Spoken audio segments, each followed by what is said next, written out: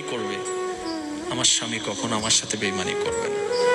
সবাই আমার হাত ছেড়ে দিবে, আমার স্বামী কখনো আমার হাত ছাড়বে না।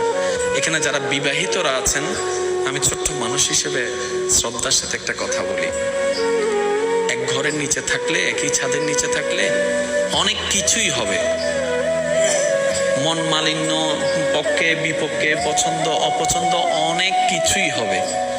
এগুলাকে ফোকাস দিয়েন না, ডিভোর্সে যায়েন না। কারণ ডিভোর্স করে যেখানে যাবেন সেখানে যে মহাসুখ পাবেন এরকম কোনো গ্যারান্টি নেই। যেখানে আছেন থাকুন, আল্লাহর রহমতের আশা করুন। ডিভোর্স কখনো সমাধান হতে পারে না।